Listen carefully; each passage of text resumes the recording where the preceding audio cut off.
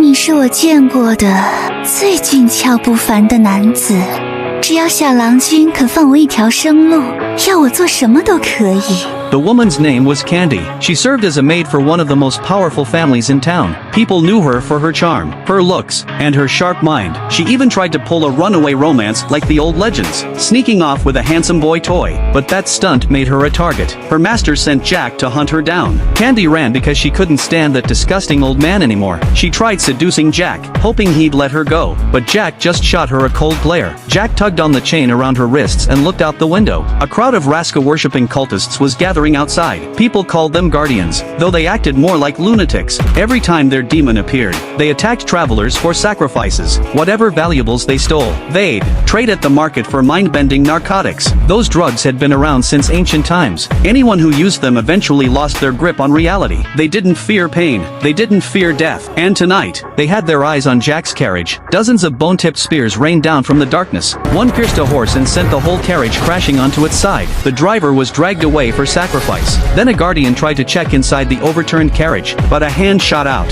yanked him in, and something ripped open his throat. Only then did Candy crawl out of the wreckage. She climbed onto the side of the carriage, wiped her mouth, and stared at the cultists who were now cheering because a woman had appeared. They rushed her instantly. Lucky for her, Jack grabbed her at the last second and pulled her out of reach. Hearing the cultists screaming for blood, Candy begged Jack to unlock her chains, but Jack ignored her completely, and leapt down with his blade, cutting into the swarm. Candy couldn't understand why Jack was so heartless toward her. She told him to stop dragging her around, but before she could finish, someone stabbed Jack from behind. Jack spun and unleashed a vicious spiral slash. More cultists charged in, forcing Candy to shout warnings about where they were coming from. The two of them fought back to back, and somehow managed to cut down every last attacker. But the guardians weren't truly afraid of them. Even with the brief pause, it was clear they wouldn't survive if this kept up. That's when John and his group finally arrived. Lucy wanted to help from a distance, but John grabbed her arm and stopped her. She didn't understand why he refused to save them. John explained, "We don't stick our necks out for free." In truth, John wanted a deal with Jack. He wanted a ride in that carriage. So John charged into the cultists at breakneck speed. He shouted to Jack that he came with a business offer. Jack had a carriage, but no horses left. John had several good ones, but what John didn't expect